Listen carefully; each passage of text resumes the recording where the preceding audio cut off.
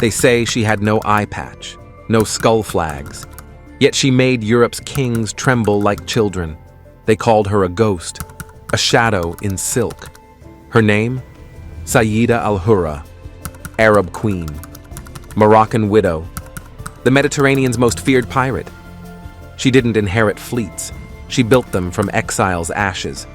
When Spain expelled her people, she didn't weep. She hunted. This isn't legend. She plundered Europe's gold ships, ransomed their nobles, and ruled the waves from her throne in Tétouan. But here's what burns. They deleted her.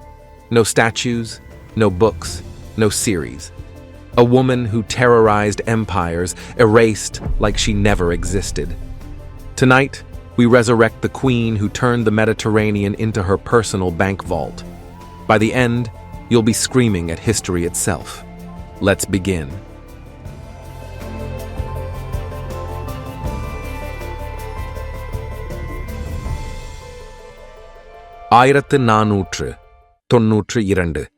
Granada Falls. Spain's Catholic monarchs unleash the Reconquista's final act. Muslims and Jews expelled or converted at sword point. Among the refugees, a young girl named Sayyida.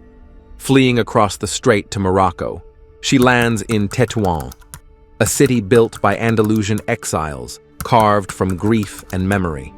There, she learns the merchant's tongue, the diplomat's smile, and the exile's rage. By 1510, she marries Tétouan's governor.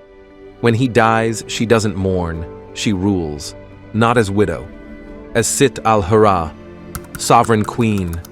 Spain raids African coasts for slaves. Portugal strangles Atlantic trade. Ottoman corsairs dominate the east.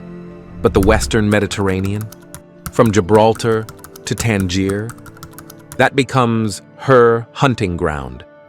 European merchants learn a new prayer: protect us from Al-Hurra.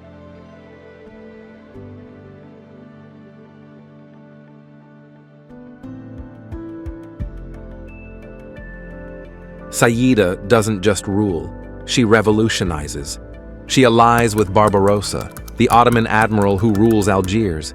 He takes the east, she takes the west. Together, they turn the Mediterranean into a Muslim lake.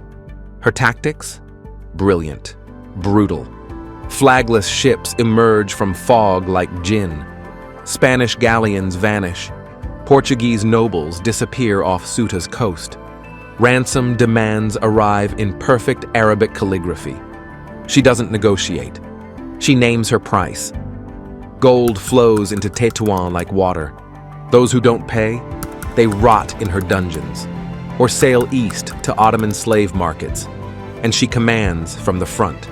Witnesses swear they saw a veiled figure, reading wind patterns like Quranic verses, predicting European routes with supernatural accuracy. Her title, Al-Hurra, marks her as Islam's last queen to rule in her own name. No male guardian, no regent, just pure, sovereign power. From Oran to Tunis, corsairs whisper her name with reverence. In Madrid and Lisbon, they curse it. Europe sends spies disguised as merchants. Priests hold masses against the Witch of Tétouan. Kings offer treaties. She responds by capturing their ambassadors. For 30 years, she is untouchable. The Mediterranean's most powerful woman, the West's worst nightmare, wrapped in silk.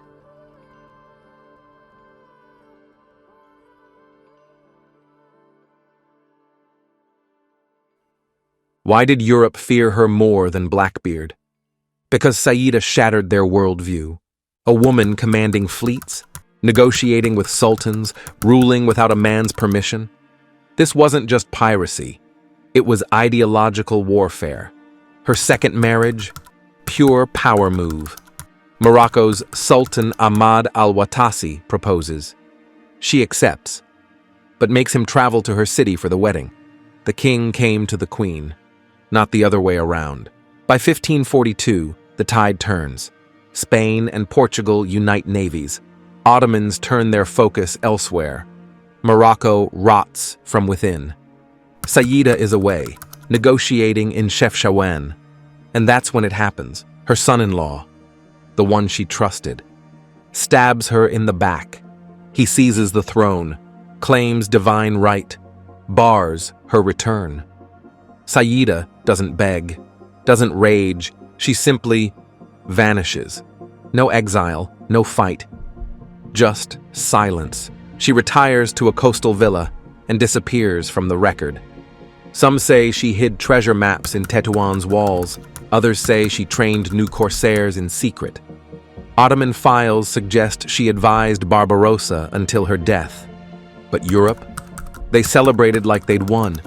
Except her network kept operating. Her tactics spread from Salé to Tripoli. Her name still cleared trade routes faster than cannon fire. They removed the queen. But the kingdom sailed on, because Sayyida wasn't just a ruler. She was an idea, and ideas don't die.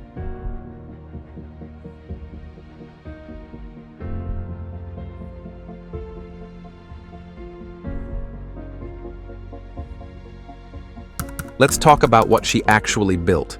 Not a pirate fleet, a system, economic warfare. She taxed trade. European goods moved, but on her terms. Intelligence network, diplomatic genius.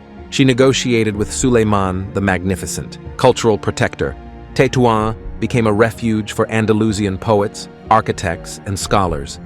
While Europe burned books, she built courts of light and verse. She proved a woman could lead fleets, govern cities, negotiate with emperors, terrify a continent, all while wearing hijab, praying 5 times a day, and counting ransom gold like tribute. That's why they erased her. Because if girls knew about Sayyida Al-Hurra, they'd stop believing in limits. She wasn't alone. History overflows with women who ruled seas, armies, and empires. Arab and African women whose stories were cut to fit a narrative. But now, we're restoring the truth. Next time, we expose something even more dangerous. The scientific method itself. They said Europe invented it. They lied. From Baghdad to Cordoba. Arab scholars were running experiments centuries earlier. Europe just copied the homework.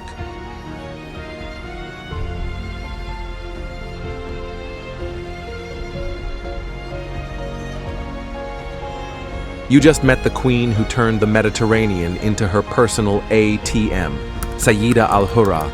Exile, widow, corsair, queen. She made Europe pay for decades, and they buried her name. But now, you know. And knowledge? It's power. Comment Pirate Queen if Sayyida just claimed your respect. Subscribe to the Arab Files. Next episode. We're exposing the science Europe stole and repackaged as the Enlightenment. And the truth? It's going to hit harder than cannon fire.